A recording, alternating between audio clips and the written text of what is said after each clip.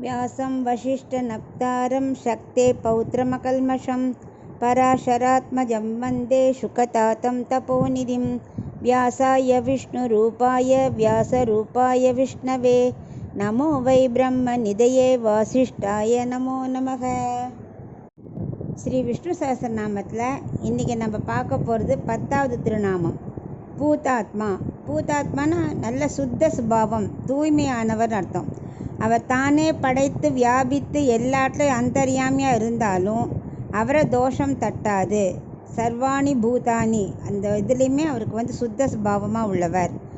அதாவது நம்ம சரீரங்கிறது ஒரு மரம் மாதிரி, அதில் 2 பக்ஷி, ஜீவாத்மா பரமாத்மா இருக்குது. இந்த ஜீவாத்மா என்ன பண்ணும்?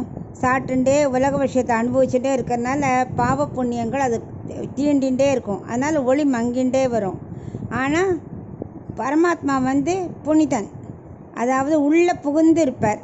ஆனால் பாவமே தீண்டாது, கர்மா பகவானை தீண்டவே தீண்டாது. அவர் எப்போ ஒளி வீசிக்கொண்டே இருப்பார். அதுதான் பூதாத்மாவுக்கு அர்த்தம். இப்போ அதுக்குள்ளே ஒரு சிறு கதையை பார்க்கலாம். உப்பிலியப்பன் கோவில் இருக்கு இல்லையா, அங்கே பெருமாள் ரொம்ப இளமையாக இருப்பார். இளம் குமரன் வாழும் ஊர்னு அர்த்தம். அந்த அளவுக்கு இளமையாக இருப்பாராம். தன் ஒப்பார் இல்லாதவர், அவர் யாராலையும் ஒப்பிடவே முடியாது. பெருமாளுக்கு சமமாக யாரும் கிடையாது, அவரை விட உயர்ந்தவரும் இல்லை. ஒப்பிலா அப்பன் அவர். அங்கே கும்பகோணத்தில் மார்கண்டேய மகரிஷி என்ன பண்ணார்? தவம் செஞ்சுட்டு இருந்தார். அப்போ அவருக்கு மகாலட்சுமியே அவருக்கு மகளாக பூமாதேவி, பூமான்னு பெயரிட்டு தோன்றினாள். அவளுக்கு ஏற்ற மாப்பிள்ளை தேடிக்கொண்டு, அவளுக்கு 5 வயசு ஆறுது. சரி மாப்பிள்ளை பார்க்கலாம் அப்படின்னு பண்ணும்போது ஒரு வயசானவர் அந்த வீட்டுக்கு வந்தார். வந்தோடனே இவரை ரிஷி வரவேற்று எல்லாம் பண்ணிட்டு தம் பெண்ணுக்கு ஒரு மாப்பிள்ளையை தேடின்னு இருக்குதா சொன்னார். அந்த முதியவர், நான் இருக்கும்போது நீங்கள் எதுக்கு வேறு மாப்பிள்ளைலாம் தேடுறேன், நானே ரெடியாக இருக்கேனே அப்படிங்கிறார். ஓஹோ, தங்களுக்கு பேரன் இருக்கானா அப்படின்னு கேட்குறார் மார்கண்டேயர். அவர் சிரிச்சுட்டே, நானே இன்னும் கல்யாணம் செஞ்சுக்கல, நான் இருக்கும்போது என்ன கவலை உமக்கு அப்படின்னு கேட்குறார். என்ன பண்ணுறதே தெரில, வேண்டான்னு சொன்னால் சாபம் ஆகிடும், சாபம் கொடுத்துருவா. உடனே இவர் என்ன பண்ணார்? தன்னோட பொண்ணை கூப்பிட்றார். எப்படி அந்த பொண்ணு கண்டிப்பாக வேண்டாம் தான் சொல்லுவேன். இவர் தான் வயசானவர், அந்த பொண்ணு சின்ன குழந்தையாச்சே. பூமான்னு கூப்பிட்டோடனே அவள் வந்தா.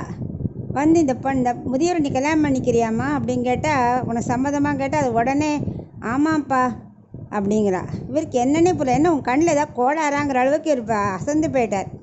அப்பா அவள் சொல்கிறா, அப்பா உன் கண்ணில் தான்ப்பா கோளாறு, இவர் எவ்வளோ இளமையாக இருக்கார் பாரு அப்படிங்கிறார். பார்த்தா ரொம்ப இளைஞனாக கண்ணில் பட்டார். ஒரே சமயத்தில் கிழவனாகவும் இளைஞனாகவும் தோன்றினார் இல்லையா, வேணும்னே. அதுதான் சாக்ஷாத் பகவான். அவரால் மட்டும்தான் முடியும் ஒரே சமயத்தில் ரெண்டும் மாறுறதுக்கு. அந்த சக்தி அவருக்கு தான் உண்டு. அவர் தான் விஷமாகவும் இருப்பார், அமிர்தமாகவும் இருப்பார். நரகம் சொர்க்கம் எல்லாமே அவர்கிட்டே அடக்கம்தான், அவரை பிரிக்கவே முடியாது.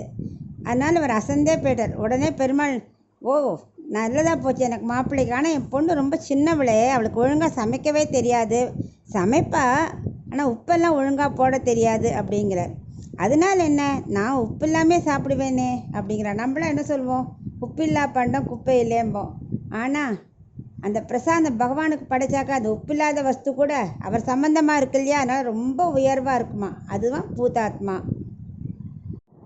அதாவது தானும் தூய்மையாக இருந்து தன்னை சார்ந்த பொருட்களை தூய்மையாகவே வச்சிருப்பார். அதுக்கு தான் பூதாத்மான்னு பேர். அதில் என்ன சொல்வார்னா, மூவுலகை படைத்தவர் பகவான், மூவுலகும் ஆனவன் பகவான். ஆனால் அதில் அல்லாதவனும் பகவான். பெருமாளே அனைத்தும், உலகமே பகவானுக்கு சரீரம். அப்போது நம்மளாம் அவரோட உடல் இல்லையா, அப்போ அதனால் அழுக்கெல்லாம் என்ன நமக்கு தான் ஒட்டுமே தவிர அவர் உள்ளே தான் அந்தரியாமையாக இருக்கார். அவர் என்றைக்கும் தூய்மையானவர் தான், அவருக்கு அழுக்கே ஒட்டாது. ஏன்னா அவர் சுத்த சுபாவம். பெருமாளுக்கு எந்த தோஷமும் வராது. சேராத ஒன்றை சேர்ப்பவர் தானே பகவான்.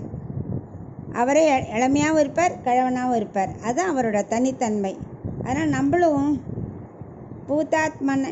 பூதாத்மாயை நமக அப்படின்னு நம்ம சொல்லிகிட்டே வந்தோம்னா நமக்கு பகவானோட கடாட்சம் நம்ம மனசு எப்போவுமே தூய்மையாகவே இருக்கும் அப்படிங்கிறதான் இந்த திருநாமத்தோட அர்த்தம்.